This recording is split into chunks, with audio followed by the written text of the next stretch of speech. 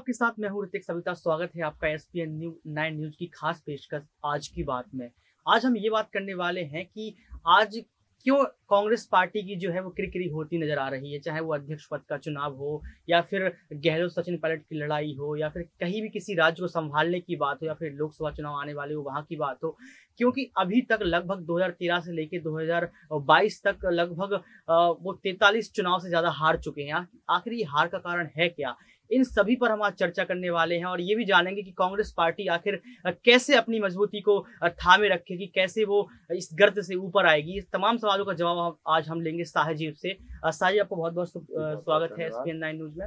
और सर, मैं आपसे ये जानना चाहूंगा साहिब, आप मुझे ये बताइए कि आखिर ऐसा क्या हो रहा है कांग्रेस पार्टी के अंदर कि कांग्रेस पार्टी जो है वो गर्त में चली जा रही है, वो उभर नहीं पा रही है। देखिए, कांग्रेस जो है गर्क में नहीं जा रही। इस समय की अगर कांग्रेस की बात करें तो कांग्रेस बदलाव की स्थिति से गुजर रही है। कांग्रेस देखिए, क्योंकि इतने सालों देश में रही है, देश में इतने सालों राज किया है, तो उसके बाद अब जब जनता ने एक बार बदला, क्योंकि एक समय था जिस समय लेफ्टिस्ट विचारधारा जो है वो पूरे देश में फैल गई थी कि अगर कांग्रेसी कोई नेता कुछ गलत भी करते थे, जैसे अगर मैं आपको बताना चाहूँ जानकारी के लिए, तो जवाहरलाल नेहरू, उन्होंने व्यापारी वर्ग पर जो है हमेशा व्यापारी वर्ग को शक की निगाह से देखा। देश की आर्थिक स्थिति बिगड़ने के पीछे व्यापारी वर्ग को हमेशा शक की निगाह से जो है उन्होंने देखा था। उसके बाद इंदिरा गांधी आई, उन्होंने भी वैसा ही किया, राजीव गांधी आई, वैसा ही किया।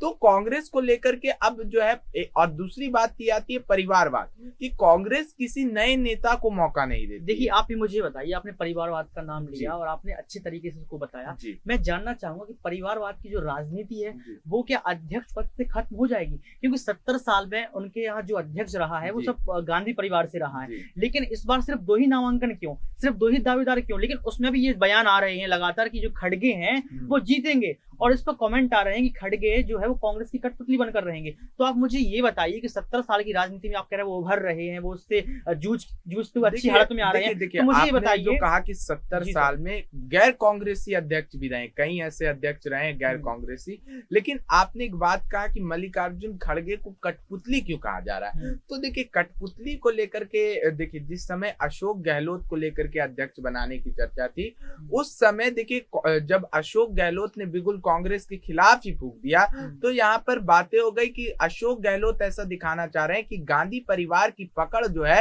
वो कांग्रेस से कमजोर हो रही है, और इस वजह से देखिए कि अशोक गहलोत अध्यक्ष पद की रेस से बाहर हो गए, जाकर के उन्हें माफी मांगना पड़ा।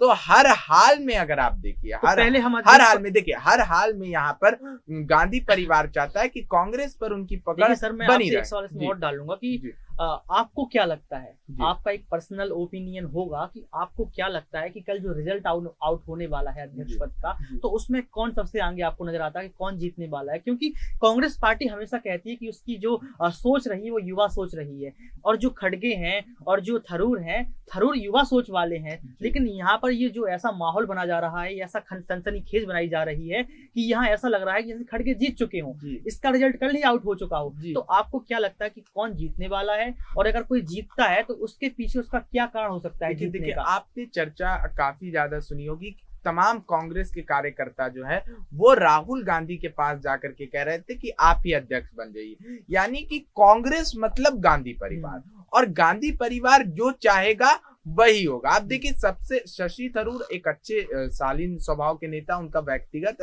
अगर देखा जाए तो शशि थरूर एक अच्छे नेता है, लेकिन दक्षिण पंथी क्षेत्र जहां से वो आते हैं वहां पर ही कांग्रेस कमजोर है, और वहां पर कांग्रेस के जो कार्यकर्ता है वो शशि थरूर को जो है समर्थन करते हुए नहीं नजर आ रहे थे। आपसे और लेता हूँ, ठीक है, भले कोई भी जीते, राजनीति है, राजनीति में ऐसा होता है कि कोई भी जीत सकता है, लेकिन मुझे ये बताइए, चुनाव 3 राज्यों के चुनाव के पहले क्यों रखा गया? इसको पहले भी करवा सकते थे, लेकिन अभी क्यों करवाया गया?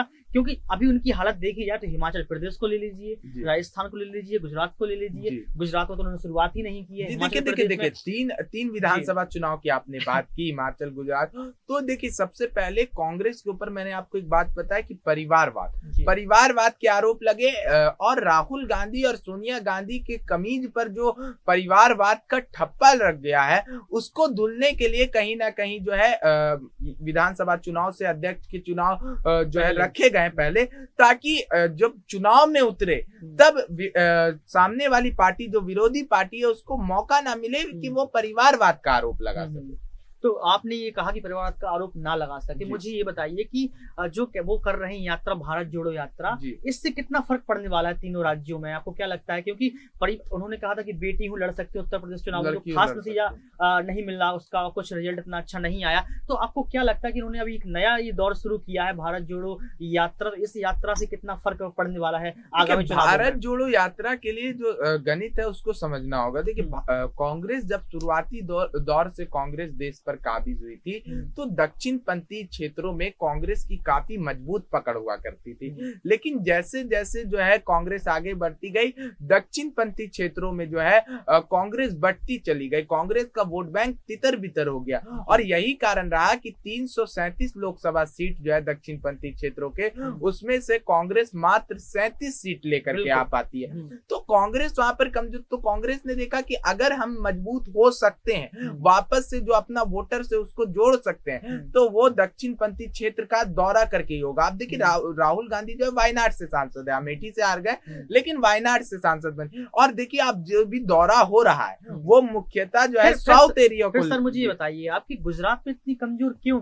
कांग्रेस नजर आ रही है, जबकि बीजेपी और आम आदमी पार्टी में टक्कर बची है? आप देखिए कि कह रहे हैं कि सिर्फ ये जो चुनाव है वो एक तरफा हो चुका है, कि बस इसमें जो लड़ाई होनी है वो बीजेपी और आम आदमी पार्टी के बीच होनी है, बाकी तो खत्म है, सब कुछ खेला हो गया। देखिए आम आदमी पार्टी को लेकर के जिस तरीके की बात आप कह रहे हैं, आम आदमी पार्टी अभी सबसे पहले गुजरात में अपना अस्तित्व तलाश रही है। मजबूत वहां पर कांग्रेस है, लेकिन कांग्रेस का वोट काटने वाले आम आदमी पार्टी, ये बात है, लेकिन भाजपा को वहां पर जो है शिकस्त देना आम आदमी पार्टी के लिए बहुत मुश्किल है, और भाजपा कॉम्पिटिटर नहीं है, कॉम्पिटिटर आज भी कांग्रेस है। कांग्रेस ने पिछले बार अगर आपको याद हो विधानसभा चुनाव में 77 सीटें लेके आई थी, मात्र 15 सीटों से चूक गई थी, तो कांग्रेस की सीट घट सकती है, लेकिन सीधा कंपटीशन अरविंद केजरीवाल भाजपा से नहीं कर सकते। लेकिन इसमें एक सवाल और उठ रहा है, वो कह रहे हैं कि कांग्रेस एक राजनीति खेल रही है, ना जीतूंगी और ना जीतने दूंगी, तो आपको ये लगता है कि सिर्फ यही राजनीति बची है कांग्रेस पार्टी के अंदर? क्योंकि आपने देखा होगा दिल्ली विधानसभा चुनाव जब हुए थे तो उस चुनाव के बीच में ये हुआ था कि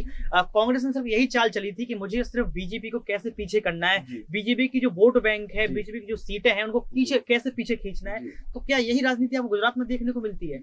क्योंकि आम आदमी पार्टी का जो दिल्ली मॉडल है वो काफी अच्छे तौर पर वहां साबित हो रहा है गुजरात में। सर देखिए, जो दिल्ली मॉडल है, गुजरात में वो जाकर के प्रचार कर रहे हैं कि गुजरात दिल्ली मॉडल और पंजाब मॉडल, लेकिन आम आदमी पार्टी का जो प्रचार करने का तरीका, आम आदमी पार्टी परत चढ़ा करके प्रचार करती है। अगर आपको जानकारी नहीं होगी ऋतिक, तो मैं आपको जानकारी के लिए बता दूं कि पंजाब में अरविंद केजरीवाल ने सरकार बनाई, कांग्रेस का वोट काटा, सीधी सी बात है कि वहां पर भाजपा को कहीं पर भी शिकस्त देने में, आज भी आप देखिए दिल्ली लोकसभा में जो है वहां पर भाजपा ने अपना दबदबा बनाई भी है। भाजपा, अरविंद केजरीवाल लोकसभा में अपना दबदबा नहीं बना, विधानसभा में कांग्रेस थी, कांग्रेस को हटाया, और वहां पर काबिज हुए। पंजाब में कांग्रेस थी, कांग्रेस को हटाया, वहां से काबिज हुए। लेकिन अब देखिए कि यहाँ पर जो बता रहे हैं कि हम मॉडल बनाया, हमने ये किया, तो 700 यूनिट बिजली माफ करके मुख्यमंत्री जी कहते हैं हमने पुराना सारा बकाया माफ कर दिया। तो परत चढ़ा करके प्रचार करके जनता को दिग्भ्रमित करने का काम कर रहे हैं। लेकिन गुजरात का व्यापारी वर्ग जो है वो एक शिफ्टेड कट्टर हिंदुत्व वोट बैंक। आज की बात जो हमारा शो, इसमें हम ये चर्चा कर रहे थे कि आखिर कांग्रेस पार्टी क्यों गर्त में जा रही है, इतनी कमजोर क्यों साबित हो रही है। मैं आपसे एक छोटा सवाल ये लूंगा, आपको हाँ या ना में जवाब देना है, और छोटी सी टिप्पणी करनी एक लाइन की, कि क्या सच में कांग्रेस पार्टी की हालत गंभीर है?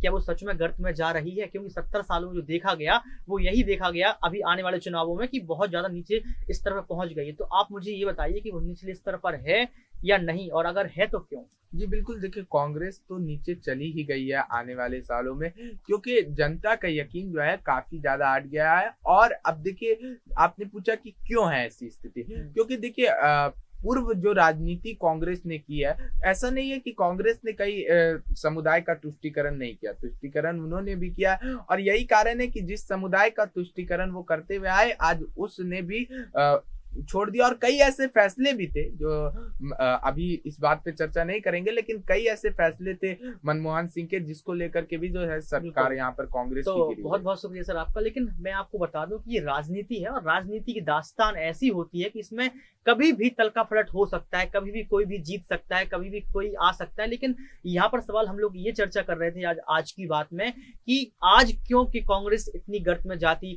दिख रही है, क्यों कांग्रेस कमजोर होती दिख रही है, क्योंकि एक मजबूत विपक्ष ही लोकतंत्र का सहारा होता है, लोकतंत्र को बचाए रखता है। तो क्या फिर ये कांग्रेस पार्टी जो है वो गर्त में जा रही है, इसके क्या बड़े मुद्दे हो सकते हैं, क्या बड़े कारण हो सकते हैं, मुझे सर ने बताया।